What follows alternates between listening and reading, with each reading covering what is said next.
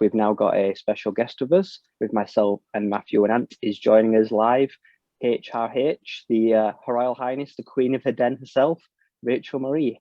How are you, Rachel? Thanks for coming on. I am great. Thank you guys for having me. It's nice to get to talk to some Lions fans from over the pond. Probably a new and interesting perspective for me. No, yeah, we appreciate you coming on and taking time out of your busy day, your schedule. The first question is, we've had a look, we know roughly what you do. We've had a look at your work now, working for part of Woodward Sports. You've also got your TikTok, your YouTube, part of the DSA, the Detroit Sports Alliance. You do weekly studies there. But tell us about yourself, where you studied, where you grew up, where you're from, like how you got into the journalism side of things for our fans here. So I actually was not born in Detroit. I was born in Denver, Colorado, but my mom was pregnant with me when they left Detroit. My parents were both born and raised there. Definitely spent every Sunday watching Lions football with my dad, which not only strengthened our bond, but definitely made me very loyal and passionate about this team. And as I got older, I didn't really know what I wanted to do, went to school, got a major that I'm not using right now, like a lot of other people did. And I put time and thought into what I'm passionate about, and it hit me. I love Lions football. I can talk about it day in and day out. I'm dead serious about it on Sundays. So I wanted to do what they tell you to do and put some effort and time into something that I love. So starting the YouTube channel was just a bit of a passion project for me. And I've done everything there from parodies and almost like comedic takes to analysis and kind of just giving a female perspective on the sport as well. I appreciate that. So we wanted the female take and analysis, like you say, because we don't see a lot of it in Detroit sports football. I don't know of many other female analysts. And it's good that, like I say, we're able to laugh at ourselves because we know the team is sometimes a bit up and down. So we've got to be able to roll with the punches. So you get the comical side really well, but also into the deep dive, the analysis. So what have you been working on currently? And what have you got possibly in the future? You can let us know. So currently you'll find most of the things that I'm making through the Woodward Sports Network. They are one of Detroit's first all digital media networks. I make TikToks for them. It's challenging to kind of stay up with that every single day, Monday through Friday, but it really puts me to the test to not only research what's trending there, but to also stay on topic with Detroit sports. And I do put out a YouTube video for them every Friday night. It's usually about 8 o'clock. Sometimes a little bit later, but just keeping everybody up to date on the latest Detroit's Lions news and rumors. We're in a little bit of the football doldrums right now when it comes to Lions news. So a lot of it recently is interaction with other people on Twitter and kind of building stories from there. The DSA will definitely get back to regular weekly shows on Tuesdays and or Thursdays. When you get closer to the regular season, we'll have the whole round table to be able to talk about that. Plus, come closer to the regular season, I know my role with Woodward will probably change somewhat and become a little bit more interactive and a little bit more in depth as well. So as we get closer, definitely be keeping an eye out for that. I appreciate that. I understand what you mean. Like in the off season with OTAs, like the news can be a bit slow. Like say you're looking at who's making cuts, the open odd roster spot before we get to a camp or pre-season. So it's slowly ticking it, and you need to find that content and, like you say, wait for things to happen. So I could totally understand that we're in the same. So we've been interacting as well. Me and Ant, we've been on some podcasts this week in the UK, like say, just bashing home the Lions brand, trying to get some more fans on board. I believe that we asked some of our UK fans some questions to ask you. Matthew, Sure. got some of them? Yeah, from Dan Pask on Twitter, he said, what part of the defense are you most excited to see this year? I love that question. It's not super specific, but my answer isn't either, because I'm actually just excited to see how it comes together as a whole. specifically whether they're able to generate pressure with their front seven, and then by default help their secondary improve as well. Coming out of this last era with Matt Patricia and just this overcomplicated defensive scheme, I'm just excited to see how they're going to use these players, not in the sense that they're using them because this is the scheme and that's where you have to be, but in the sense that this is your skill set and where you're going to succeed. And so therefore we're going to build you up in that sense. I'm definitely excited to see how Aaron Glenn and Aubrey Pleasant are able to work with some of these younger DBs. They're really, really great at getting everything you can out of young talent. So not a super specific answer, but I guess it's the defense as a whole, because it's just been such a disaster. You're not wrong. You're not wrong. I do have another, but maybe I'll save that for a little bit later on. And Okay. have you got a question? Hi, Rich. First, just wanted to say congratulations. I believe you got married recently. We saw that on there. Thank you. So we just want to say congratulations to you and your other half. Going back to sort of your media career, obviously getting started in that, is there anyone who sort of inspired you to do that? Any sort of broadcaster that you know inspired you to get into that particular role? Is there anyone you try and base yourself on, or are you trying to just carve completely your own niche out as you go along? I would say it's a little bit of both. I always watched Tori Petrie covering the Lions, and I thought that is my dream job. I would love to be down there, like interacting with the players and getting to interact with the fans at the games and whatnot. So she was definitely a role model. But otherwise, I would really have to say that my husband kind of gave me the little kick that I needed to get started. He knew how badly I wanted to turn my passion for this team into something that maybe could stay around for a while and that could be fun and entertaining and could connect me to the Detroit community. Because I don't know if you guys know this, but I actually do live in Florida. So it's also a way to just kind of connect with the fans up there and feel like I'm a part of it and not have to be in the snow during the winters and whatnot. So he actually gave me the kick in the butt that I needed to really start this project. Oh, excellent. You mentioned you live in Florida. Kind of just like what's it like being a Lions fan in Florida? Do you know of many more, or are you kind of like down there on your own, just flying the flag? Or It's a lot of, oh yeah, I'm a Lions fan. Oh, I'm sorry. Very standard answer. But I do know some local Detroit fans as well. Actually, my husband, before I ever met him, he has a very good friend who was born and raised in Flint. He and his cousin live here. They're diehard Lions fans. And they've kind of met some other people from up in Michigan that have relocated down to Florida. So there's at least a small group of us here in Orlando that I am blessed to get to watch the games with on Sundays. We go over there and cook out, and you know, you're not completely alone. So that's nice. you get the best of both worlds. You can have a barbecue and watch the football. So Exactly. That's perfect. From your career so far doing this, do you have a particular moment that stands out that you think like either that was the most fun or that was my best work, you know, that kind of just really sticks out to you?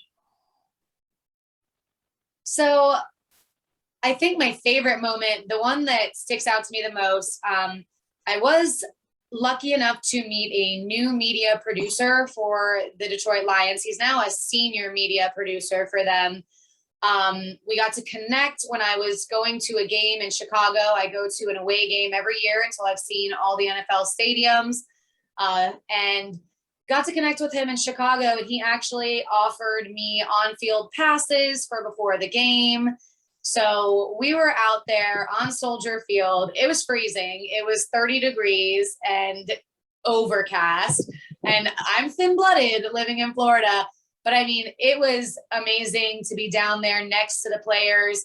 I mean, we were right on the sideline where the defensive line was warming up, and I was blown away. I mean, you read about how big these guys are, but when you're standing next to somebody that's 6'5", 300 pounds, it kind of takes your breath away. You're kind of in shock. And I was wearing a Darius Slay jersey. When he ran out onto the field, he saw the jersey and said, "Hey, I like your jersey." And I tried to play it so cool. Instead of like fangirling, I was like, "Hell yeah, big play." I don't know. But that was a really great moment for me. And it's definitely one of the ones that stands out, just kind of being down there that close to all the action. Yeah, that sounds awesome. I'm very jealous. If you had to pick, do you who are your current favorite players? Like if you had to pick just people on the roster right now, because we've had a big turnover, but who are your go-to guys for this season? Who do you think is going to have a standout season? Who do you think could surprise a few people? So my favorite player currently on the roster, and I think I'm going to get his jersey because I keep getting these skill position players and then we trade them away. I literally have 7 jerseys, none of the players are still on the team. So that's a lot of money. But currently my favorite player is Frank Ragnow. I just think he's an outstanding guy, an outstanding player, obviously an integral piece of this O-line that we're putting together, which if all things pan out, seems like it's going to be at least top 10, if not top 5 in the league this year. So I'm going to go with his jersey this next time because at least he just got a contract extension as well. I know he's going to be around for a bit. But as far as standout players this season, I know we saw last year TJ Hawkinson definitely taking a big leap as far as his play. And I think he's going to continue to do so with not so much of a focus on wide receiver this offseason. I think Hawkinson's going to be a huge target for Jared Goff. Seems like they've been vibing really well during OTAs and minicamp so far. So I think he's set to make a big splash. He was named to one of the top 25 players under 25 as well. So he's definitely somebody people are taking notice of. Somebody that people aren't taking notice of that I also think is set to take a leap this year is going to be probably a couple of the guys in your secondary, like Jeff Okudah, Amani Aruarie. There's a lot of competition at corner right now, bringing in Quentin Dunbar and drafting Ifeatu Melifonwu. So I think it's going to really bring out the best in some of these guys. Especially Amani Aruarie, he's coming to the end of a rookie deal as far as his long-term situation, and then improvement on the front 7 should just significantly make it easier for them to excel. So I would definitely look out for them as well. Like I say, I completely agree. Like I say, the secondary should hopefully look a lot better this year. If we can generate that pressure, we've got a healthy Flowers for once, which is going to be important because he's earned a lot of money. And then Aquara, he's going to be potentially an outside linebacker. So we've got a lot of firepower on the outside with Brockers in the middle. So I'm excited to see if we can limit the time in the pocket for the passer. And like I say, everything should help on the defense. Absolutely. Just quickly while we were on sort of the draft guys and that, have you heard much about our undrafted free agent class? Is there much chatter going on about them as to who's doing well, who might be making the team? Is there anything that's sort of come out from any of the guys there? So I know that they did already cut Jonathan Adams. He was one of the wide receivers that they picked up as an undrafted free agent. They actually gave him $90,000 guaranteed to come and practice with the team at OTAs and minicamp. I guess decided that they didn't see much there. I've definitely heard good things coming out of minicamp about Javon McKinley, another one of those undrafted free agent wide receivers from Notre Dame. He did struggle with some injuries in college. However, his senior season, he was healthy the whole year. He's a great route runner, but he's even better with ball control. I know a lot of the guys that we kind of picked up in the undrafted free agent class, some of their issues were drops, just consistency and not having the hands. So obviously hoping not to repeat any of the Ebron craziness. Fans are still bitter about that.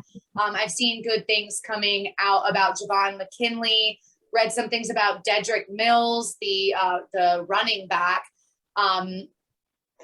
So we'll see. Other than that, I haven't really heard too much. I know they were using Sage Surratt in minicamp a bit. He has a really limited route tree, though, just with his stature. He's a little bit slower.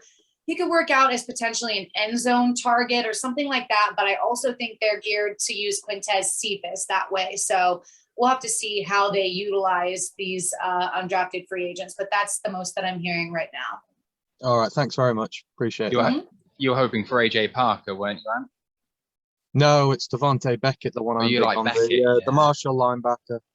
I really like him, but we'll see. I put the curse on Adams already, so I'm not going to do it with him as well. Oh, man. Everyone likes to hate on the Lions from last year. You know, the management team has gone, and, you know, you kind of want to leave that in the past a bit. Is there any sort of redeeming features that you can find in that team you kind of hope still remains a feature of this team, or do you think it was all just so bad that we want to leave it in the past as much as we can? Wow, that's a really good question. I would say I'm good with leaving it all in the past, specifically because I think they've put some things into play coming into this season that are meant to fully leave it in the past.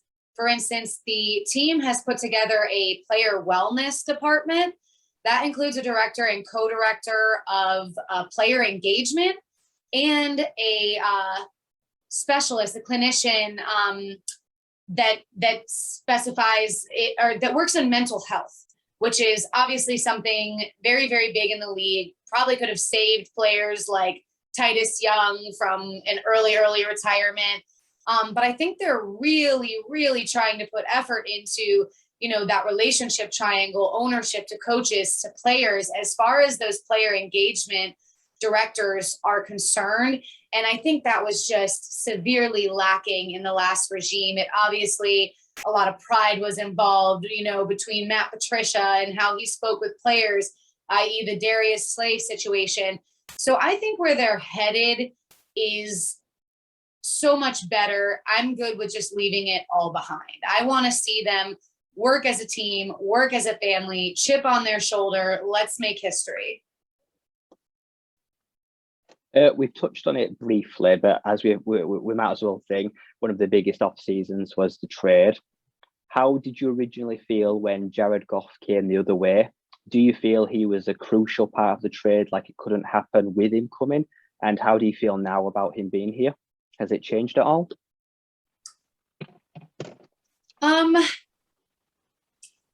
I was not a proponent of, you know, this trade wouldn't have happened without them offloading Jared Goff. Although I think obviously it was better for them considering taking on Matthew Stafford's contract and the contract that they had recently given to Jared Goff.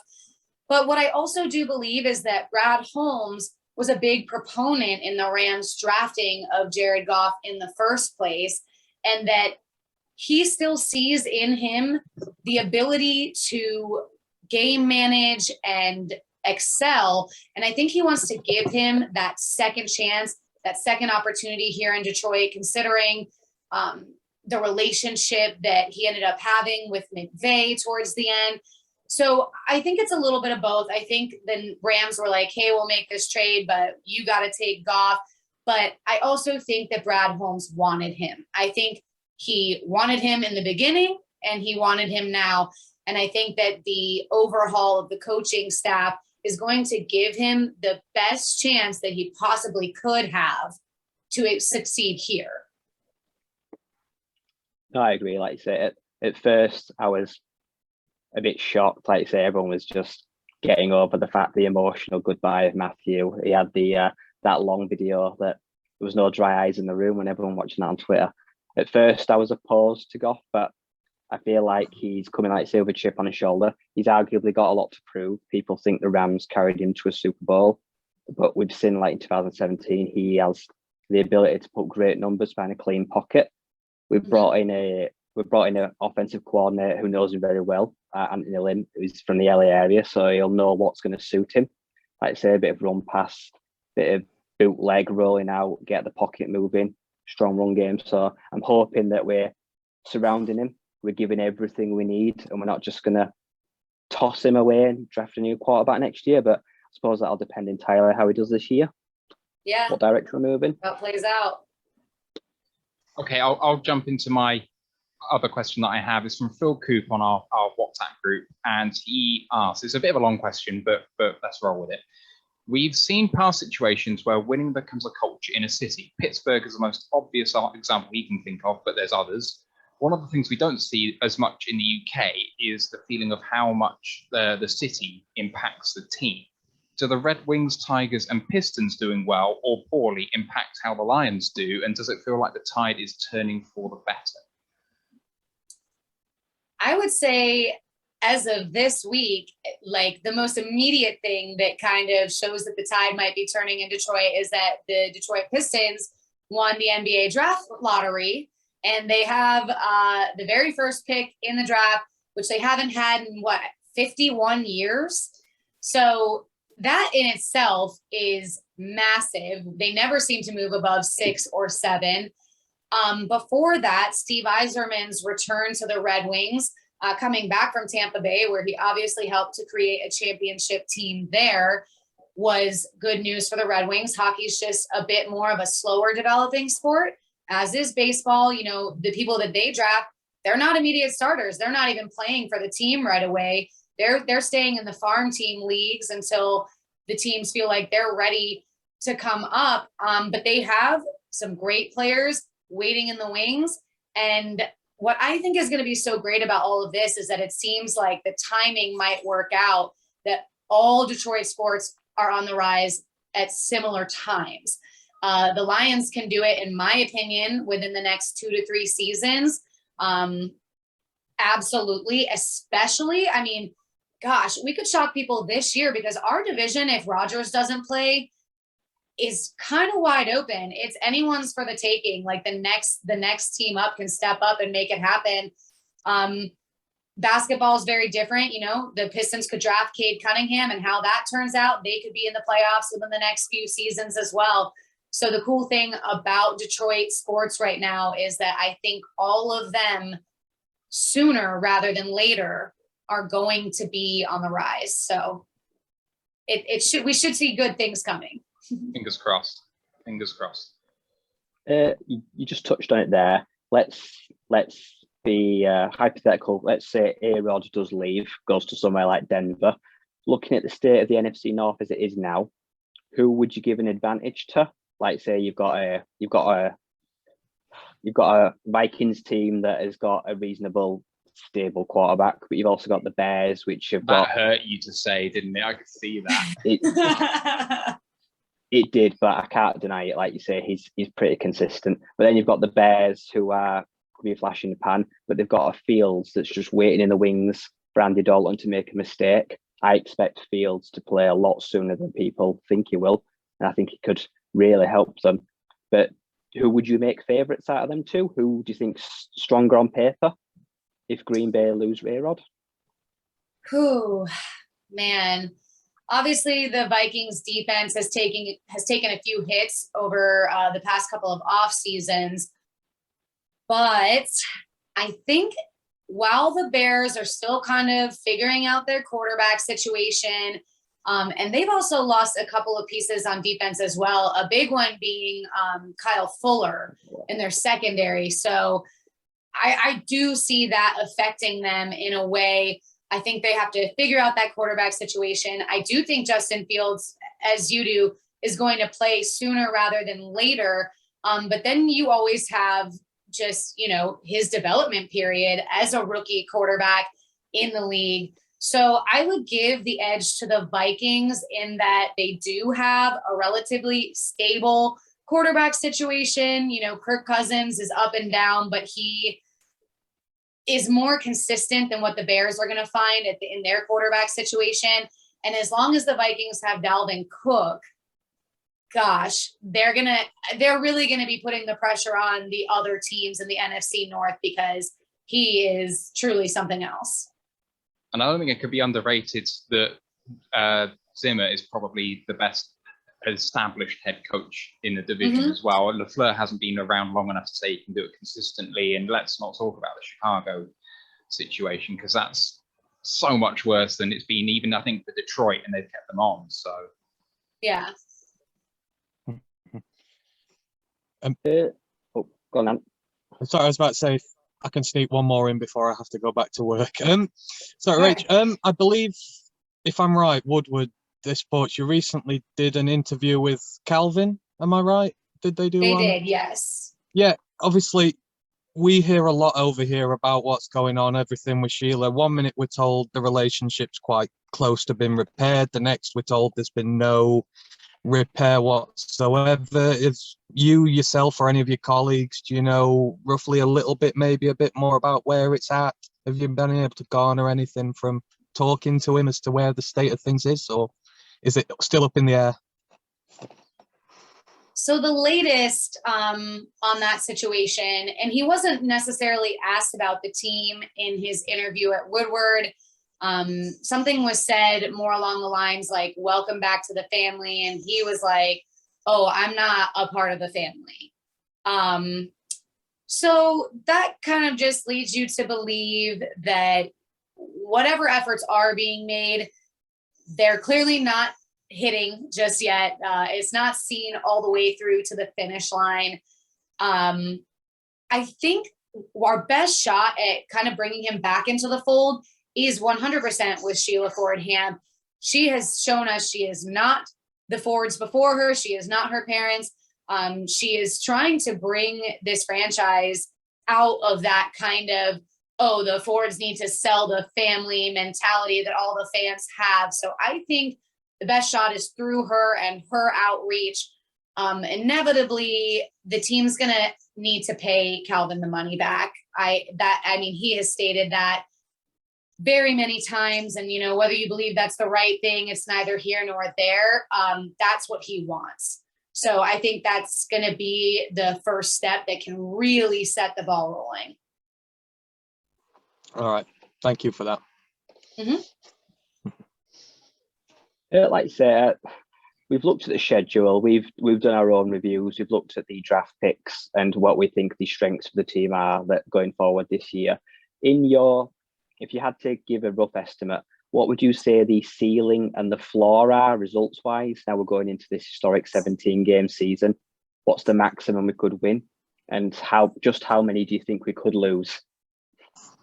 Ooh, well, I've been preaching, and I'm sorry if you can hear my kitten playing with this like ball that's rolling around. It's the only way to keep her entertained and out of my lap. So I've been saying, I believe they're going to shock some people this season, I think. I have them in about the 6 to 7 games won range. And I think a lot of that depends on whether Rodgers plays in Green Bay too. Without him, there's a strong chance we could sweep the Packers. We do have some tough games on our schedules though. That AFC North slate is pretty rough. Steelers, Browns, Ravens. I mean, those are some teams. But I do feel like our floor is going to be 5 games, winning 5 games, because this team wins the games that you don't expect them to almost every season. We're losing. We come out on Sunday Night Football and we beat the Patriots. That doesn't make any sense, right? But it's something that the Lions have done for years and years, even through head coaching changes.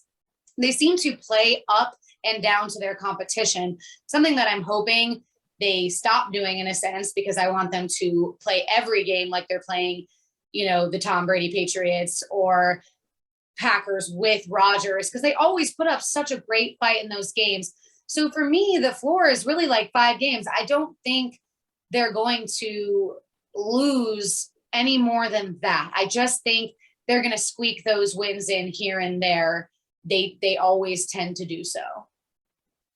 I understand what you say. Like, I think was it last season when Washington, we kicked that last second field goal. Like, we had no right to win that game. We were never in it. We're getting dominated.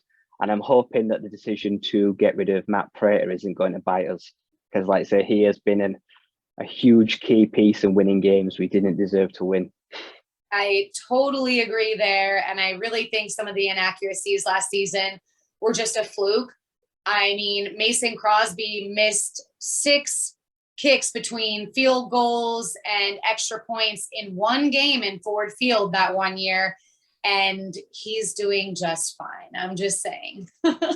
It seemed on Red Zone last year that kickers were just having a bad year generally. I don't know whether that was just my anecdotal impression of like, oh, I saw a few kickers missed, and so everyone must be doing it. But it really felt like loads of people were struggling. I don't know whether it was kicking is obviously is a lot of practice, right? And so a lack of an off season maybe really hurt a lot of kickers last year. That's my theory on that anyway. So I expect Fraser to bounce back, and I hope that doesn't come to hurt us because we're facing him this year, right? We are, yeah. Oh, it's going to be painful. Who do you think might be the MVP on the defense if you had to pick one player? I know that kind of we've talked about the defense in general, but if you think someone who might set the tone, who do you think that might be? That's a really good question because there's really been a lot of turnover on the defensive side of the ball this offseason. And I want to say it's not going to be some of the veterans that they brought in on these one-year deals. This might be a surprise to some people. I really, really expect through the competition and this offseason and the change in the coaching staff for Amani Aruarie to step up in a big way. But overall, I mean, the more obvious answer to this question is Romeo Okwara. I think Romeo is going to show us why he earned his contract extension. I don't think it's a fluke. I think he is at that age where defensive tackles, I mean, really come into their own. They hit their prime. And I think he's going to have an even better season than last year, if not at least just as good of a season. And I think he's going to own that contract extension. It's his time. Step up, lead the way for sure. Yeah, I completely agree. It's why I bought the jersey. He had such a great year last year. But people forget actually that he wasn't a flash in the pan. He had a down year in 2019, but he actually had a very good year in 2018. So, you know, he's done it 2 out of those 3 years. And I've got my fingers crossed for that. So, yeah. Is there anyone you think is not going to live up to potential? Because we know the likes of Tracy Walker, this is a huge year. Like, if he doesn't step up this year, fit better in this simple scheme, there's a very likelihood that he won't come back. Will Harris, is there any of these big names that you think could well be gone next year that aren't going to live up to potential? Because this safety group as a whole, for me, looks a bit weak. Like, say, if R2, he could very well line up there. We don't know what we're going to do with him yet, but who is your player that could disappoint, that's got some level of expectation? I think there's quite a few players on that list. I would love for Tracy Walker to kind of get back to the level of play that we saw previously. I think he needs to kind of woosah, take a second, let the pass go, let the Patricia scheme go. And I think he could get back to his old form. Will Harris, I don't even know that we know what he really has. I mean, he came into the league and from day one, it was Patricia's chaotic scheme. And just, I don't know if we used him to the best of his ability. So I'm interested in general to see how he grows as a player, just kind of being done with that, with all of that, whatever you want to call that. I think we're hearing positive things about Jelani Tavai, but last season, I mean, he just failed when he had to drop back into coverage. He looked slow. He was way too big, realistically, for a linebacker that you want to drop back into coverage. He's obviously cutting weight, taking tips from Aaron Glenn, and they're saying good things about him, but that puts a lot of expectation on him for this season as well to succeed. Yeah, I mean, there's really a lot of guys out there. Tracy Walker, Will Harris, Amani Aruarie. A lot of these defensive players are going to have to show us what they've got, because we're not sure if they're just not talented enough or if they were just lost in Patricia's scheme and all that was. No, I totally agree. Like you say, I think he was basically asked to buy like shed 14 pounds, something like that. And he did it. So he proved that he can stick to a diet plan, a workout plan. Hopefully that's going to help him with his speed, his movement, agility side to side. But I'm also very excited to see, like say, Derek Barnes. I'm immensely, like, we've heard really good things about him. He's got a good coverage. His pursuit is very fast. Like, he's one of those mini guys. Like, I had a comparison to him when we did the reviews of Matt Milano. I think he's built like that. He's got the speed. So yeah, there's a lot of roster spots here that could be very stolen. He could start day one. So it's a big deal for a lot of guys. And we're going to see, like, say, what this scheme has to say, because it's hopefully just going to be a lot simpler. That's going to be the key. I mean, and you got to love that competition, that's kind of the way that they're running it. There are guys here that are ready to take your job. And I think that pushes everybody to be their best. Yeah. We haven't really talked about it explicitly, although we've talked about the coaching hires that he's made. But what do you think of Dan Campbell in terms of maybe initially what you thought when he came on board, and then what he said in his press conferences, and who he's hired and how he's let them go about it? He's less of an authoritarian and seems to have learned to delegate compared to what he did when he was in Miami. Personally, I think he's a breath of fresh air coming from Matt Patricia to him. Matt Patricia, no emotion. I mean, come on. You are losing and losing. Be frustrated. Be angry. Show us something. We care. We want to know that you care. So I think it's a breath of fresh air how Dan Campbell has been handling his press conferences. I know he's taking heat from some of the national media because it's too fun. It's too goofy. It's not serious enough. But to me, I'm like, it's June. Relax. When he has to hone in and be serious, I have faith that he will and that he can. He spent a lot of time in New Orleans, not a bad place to be spending your time, working with a lot of players there. And I love the fact that he himself was a player, even a player in Detroit. That means he knows about the heart and the grit of the city and how to communicate with the fan base. That's why I think Detroit fans are kind of connecting with him so quickly. And I feel that connection too. As far as his staff, I can't say enough good things. I mean, we're one of the only teams, when you look at new head coaches and shift in the coaching staff, that has a head coach, an offensive coordinator, and a defensive coordinator that could also be head coaches, that probably will be up for head coaching positions sometime in the future. I mean, Anthony Lynn already was a head coach. So to me, that's very impressive. And a lot of them were players as well. So you're taking every level of experience, player, assistant, coordinator, to head coach. They've seen and they've done it all. So I think that helps not only make sure that you're a coach for the players, but that you can succeed because you've seen it all. You know what you do want, you know what you don't want from top to bottom. And that's very impressive to me. Yeah, I agree. I love Deuce as well. He is one of my favorites. He's just got so much energy. He makes Dan look quiet, which is so funny to me. Absolutely. And there's one person, like say, I'm glad we retained, Hank Fraley, the offensive line coach. He went for an interview in Pittsburgh, but we managed to keep him around for one more year, like say, and that leads us very quickly, like saying, to Penei Sewell, like one of the draft steals. Everyone says no right falling to 7. What were your opinions of the draft? Like, he looked delighted to take that phone call from Brad. He just seems happy to be here. It's a footballing family, so it's going to be a huge addition on a very good line as it is. Absolutely. Oh my gosh, I was screaming my head off. I could not believe that he fell to the Lions. I was like, thank you, Cincy, for being Cincy and making that very Cincy pick, taking the wide receiver. I know he had familiarity with Joe Burrows, but Joe Burrows missed all of last season because he got pummeled, and that's not going to stop without upgrades to the O-line. But I was like, thank you, Cincy. I couldn't believe that he fell to us. I was screaming my head off. I think that this O-line is going to be great for years to come.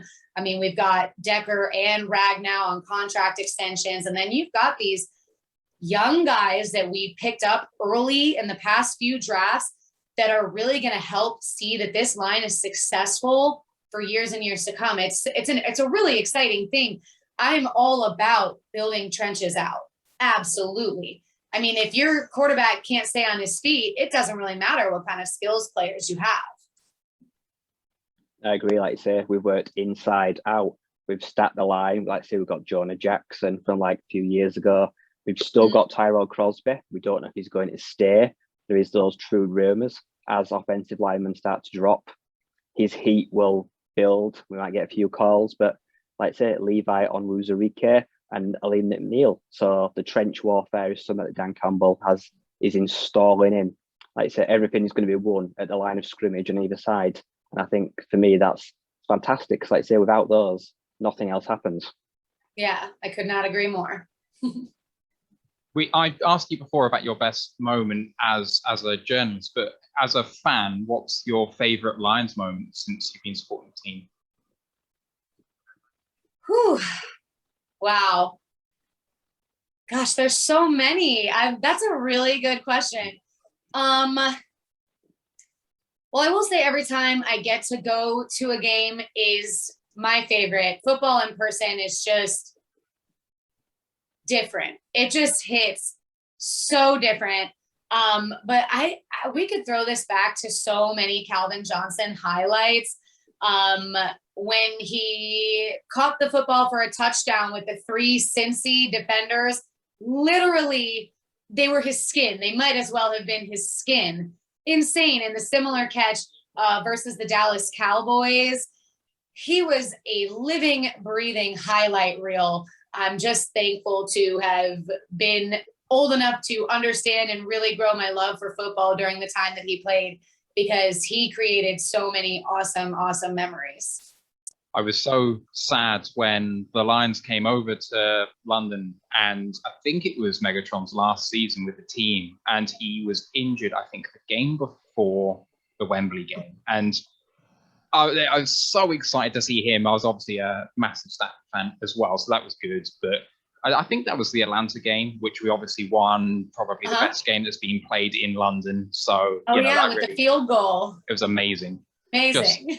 I have videos of me just basically crying when we miss. And then they're like, why are they going back off the field? Like, oh, it was a false start. Can't they decline that? No. Okay. Here we go. We're going to do this. Yeah. And then it goes through. That was great. But I really do feel like I missed out on Megatron. He was a hero, really. And he needs to... I feel like the fans have turned on him. It's really split the fan base somewhat with the feeling on the money. Do you think it's a weird thing that the fans care about the money so much? Because it's not their money, and it doesn't really not in the Premier League soccer. If you give some money to someone, then that's money you can't spend on someone else. But the Fords have a huge amount of money. It doesn't really impact anything that you can and can't do. So, do you think it's weird that the fans care? So there's a weird phenomenon with just fans of any sport in the United States. And it's something that I really disagree with. And what they think is that because you're a millionaire, you shouldn't have any gripes about money. Well, being a human, being a person, I think it goes a little bit deeper than that. I actually have had 2 conversations about this in the past 2 days. I think both Calvin and the team, in one sense, during that situation, were in the wrong. And I think with Calvin, at the end of the day, he voided the contract. So as a business, they can say, you do owe us the money back. We are entitled to the money back. Now, that was his choice to void the contract, knowing that that's what could happen. But other teams had set examples for the Lions of which they did not follow, of letting their star players that retire keep said signing bonuses and whatnot as a thank you for everything that you have done for us. And I do think it was a bad look on the team to not do that. We recently found out that he said, hey, would you trade me or release me? And they said no. So it comes off as petty. like, well, you can stay and play here when I know your ultimate goal is winning, and it's something that you don't feel like can happen here anymore, or you can retire because we're not going to release you and we're not going to trade you. So that's giving him an ultimatum, essentially calling his bluff. Fine, retire. And then when he did, to say, okay, great, well, you retired, give us the money back, it definitely came off as ungrateful for everything that he did, risking life and limb out there and putting really his heart and soul into it. So I do see it from both sides. I totally understand functioning as a business on the business end, and I totally understand his grievances with the team, because millionaire or not, I mean, we just have to take that out of the equation. You know what I'm saying? People always are like, well, he had millions and millions of reasons to stay and play. And I'm like, you got to stop acting like millionaires can't have the same type of emotions and feelings about certain things that we do. We're all human. Yeah. And that's kind of where I stand with it. That's fair. I mean, loads of people blamed Rod Wood for what happened to a guy who was maybe a month or two into the job, but nothing about that and the way they handled it screams more Bob Quinn hard ass. For sure. Yeah. The smartest guy in the room, right? Absolutely. Yeah. Mm-hmm. The whole Matt Patricia, it's not rocket science shtick, where, right, you know, it proved to be harder than it became. So. Right. It's hindsight's a wonderful thing. If we'd have just granted him that trade, parted ways harmoniously, right now he'd be in the family. He might even be a coach, like you say. Even if we're giving the money now, there's no guarantees he's ever going to be back on board, as it were. So yeah, it's a very sad situation. Imagine the assets they could have gotten for him in a trade. Yeah. Even at his advancing age, you're talking at the very least a first-round draft pick and probably another. Yeah, like it screams Julio Jones. Like you said, you could have expected a bit better return than that, like same point in their career. So they really missed a trick by cutting their nose to spite their face, didn't they? I believe so, yeah. Well, that's fine, like you say. Well, I don't have any more questions. We really appreciate your time. It's nearly been an hour already, so it's been fantastic. Ant says he's sorry he had to go. Yeah, Ant was on shift, so he ran back into work, but he appreciates you coming on, and we all do. So, like you say, we look forward to seeing what you do in the future. And if we ever have you on again or do any sort of collabs, it's been fantastic. Is there anything you want to plug? Anything you want to put on? Yeah, first of all, thank you guys so much for having me on. Obviously I went back and I was listening to some of your previous podcasts just to kind of get a feel for who you guys are, and you are very knowledgeable. You guys really know your stuff. So it's been fun to talk with you and an honor to be here. I'm happy to come back anytime. For anybody that does see this, definitely make sure you stay tuned with the Woodward Sports Network on all forms of social media, Facebook, Twitter, Instagram, TikTok, and then definitely, of course, YouTube. They've got a lot of great shows running all throughout the day on Monday and Friday. It's great interaction, good people. I think big things are going to come from there. And then you can find a lot of the silly stuff that I'm doing for them to kind of all give us a reminder that it's still just football. It's got to be fun, right? And yeah, final thoughts. I always end everything saying, as always, one pride. As we do. Thank you so much for coming on. Yep.